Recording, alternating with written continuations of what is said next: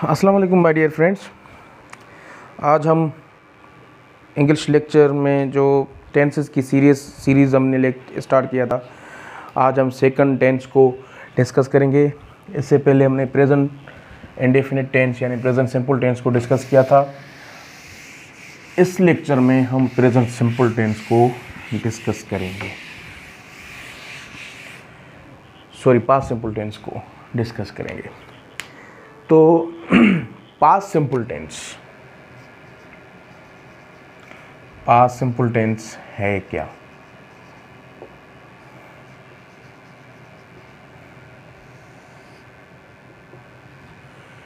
Past simple tense, the tense which shows that an action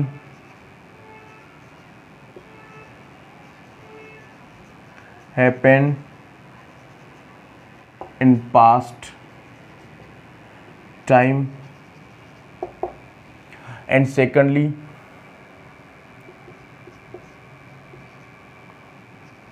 an action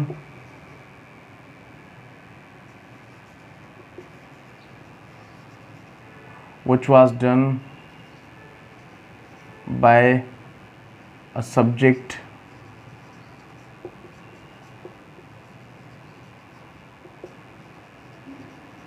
habitually in past time। एक तो general चीज़ कि कोई भी ऐसा अमल जो कि पास्ट टाइम में हुआ, सब्जेक्ट ने प्रीवियस टाइम में कोई अगर काम किया तो वो है simply past simple tense. Second thing कि an action which was done by a subject habitually in past time, it was the habit of the subject to do something in past time. So ये है past simple tense. इनकी examples हम last में देखेंगे। सबसे पहले हम इनकी जो बेसिक चीज़ें हैं वो डिस्कस करें। This is the only tense in English grammar where second form of verb is used. English grammar में, इंग्लिश लैंग्वेज में ये वाहिद ही टेंस है जिसमें हम सेकंड फॉर्म ऑफ वर्ब को डिस्कस करेंगे, जिसमें हम second form of verb use करेंगे। बाकी जो भी टेंसेस हैं वहाँ पे हम फर्स्ट फॉर्म भी इस्तेमाल करते हैं, थर्ड फॉर्म भी इस्तेमाल करते हैं, उसके बाद इंक फॉर्म भी हम इस्तेमाल करते हैं। But this is the only tense where second form of verb is placed. तो सेकंड फॉर्म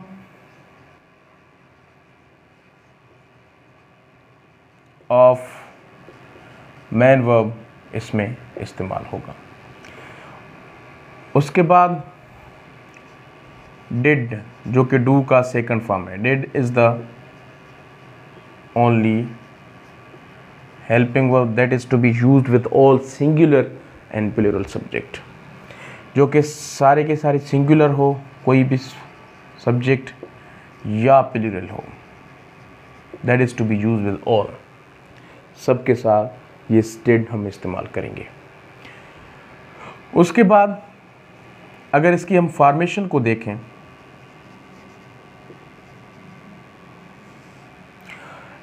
और secondly first form of main verb हम इस्तेमाल करेंगे नेगेटिव सेंटेंस हो, इंट्रोगेटिव सेंटेंस हो, और इंट्रोगेटिव नेगेटिव सेंटेंस हो, या कोई भी एम्फेटिक सेंटेंस हो। मतलब हालिया सेंटेंसेस जो हैं उनको छोड़कर सारी की सारी जो भी सेंटेंस आएंगे पास्ट सिंपल टेंस में, वहाँ पे हम फेल की फर्स्ट फॉर्म इस्तेमाल करेंगे। सिंपली मैं आपको ये कहना चाहता हूँ कि जहाँ पर डिड इस्तेमाल हो, अगर पास्ट सिंपल टेंस की किसी भी सेंटेंस में डिड लगा हुआ है तो वहाँ पे आप फेल की फर्स्ट फॉर्म इस्तेमाल करेंगे। अगर सेंटेंस अफर्मेटिव है, डिक्लेरेटिव सेंटेंस है, तो वहाँ पर हम second form of main verb इस्तेमाल करेंगे। You say this is the rule of past simple tense. Formation की अगर हम बात करें तो सबसे पहले सब्जेक्ट, सेकंड फॉर्म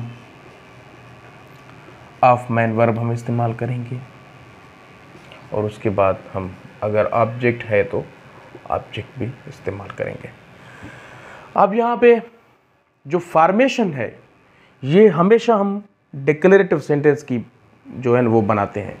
सबसे पहले जो डिक्लेरेटिव सेंटेंस है, जो अफर्मेटिव सेंटेंस है, उनकी फॉर्मेशन हम फॉर्मेट करते हैं। सो सबसे पहले सब्जेक्ट रखेंगे, उसके बाद सेकंड फॉर्म ऑफ वर्ब रखेंगे, उसके बाद ऑब्जेक्ट रखेंगे। For example, I met him, I met him. अब आई सब्जेक्ट है और मेट जो है वो सेकंड फॉर्म ऑफ वर्ब है मीट का, और उसके बाद हमने हिम यहाँ पे रखा। ही won the match, he won the match। यहाँ पे जो won है वो win का second form of main verb है। Aslam wrote a letter। अब जो wrote है यहाँ पे सेकंड फॉर्म ऑफ राइट का है। इनको अगर हम नेगेटिव करेंगे तो यहाँ पे हम डिड इस्तेमाल करेंगे। सेकंड फॉर्म ऑफ वर्ब हमने इस्तेमाल किया, did is the only verb, अब हम डिड इस्तेमाल करेंगे। अब हम फर्स्ट फॉर्म लगाएंगे। For example, I did not call him, I did not call him, मैंने उसे नहीं बुलाया। He did not cook the meal, he did not cook the meal। she did not miss you। यहाँ पे अगर affirmative sentence होता तो हम यहाँ पे मिस्ड लिखते, कुक्ड लिखते, कॉल्ड लिखते, but I have used the first form of main verb because the sentence are not in affirmative case, the sentences are in negative sense, and did is also placed after the subject। subject के बाद हमने did रखा, और मैंने आपको बताया कि अगर सिंपली आपको और कुछ भी याद ना हो तो आप ये समझ लें कि अगर सेंटेंस में did लगा हुआ है तो हम फेल की फर्स्ट फॉर्म इस्तेमाल करेंगे। अगर सेंटेंस में did इस्तेमाल नहीं है तो समझें वो सेंटेंस सेकंड फॉर्म वहाँ पे लग जाएगा। ये है शॉर्टली हमने डिस्कस किया पास्ट सिंपल टेंस को, that action happened in past. अब an action which was done habitually by the subject, उनके लिए अगर हम बात करें तो उनकी जो फॉर्मेशन है, उनकी फॉर्मेशन पे कोई असर नहीं होगा, बट उनकी जो मीनिंग है, अगर हम मीनिंग निकालेंगे तो उसमें फ़र्क होगा। For example, I went to school, I went to school। इनकी दो मीनिंग है। I went to school, मैं स्कूल गया। I went to school, मैं स्कूल जाता था। मैं स्कूल जाता था। मैं स्कूल जाता था मतलब I went to school, this was my habit that I went to school। she cooked meal for the guests। she cooked meal for the guest, it was her habit to cook meal for the guest। वो मेहमानों के लिए खाना पकाती थी, it was the habit of this girl। and thereafter my father supported me in my academic life। मतलब जब मैं पढ़ता था, academic life means the life when I was studying। जब मैं पढ़ता था तो मेरे वालिद मेरे मदद करते थे, it was the habit of my father। okay, they met us on the beach every Sunday। वो हर संडे को वो हर संडे को हमसे बीच पे मिलते थे। सो पास्ट सिंपल टेंस की दो डेफिनेशन हैं।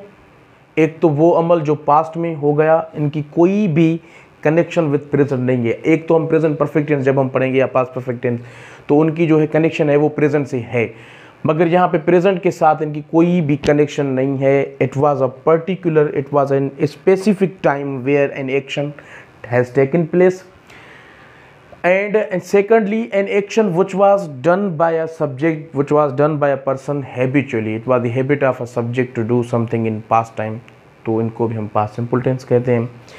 इनकी अगर अफर्मेटिव सेंटेंस की हम बात करें तो वहाँ पे second form of the verb इस्तेमाल होगा। अगर सेंटेंस को हम नेगेटिव करेंगे, इंट्रागेटिव करेंगे, इंट्रागेटिव नेगेटिव करेंगे या एम्फेटिक करेंगे तो फेल की फर्स्ट फॉर्म हम इस्तेमाल करेंगे।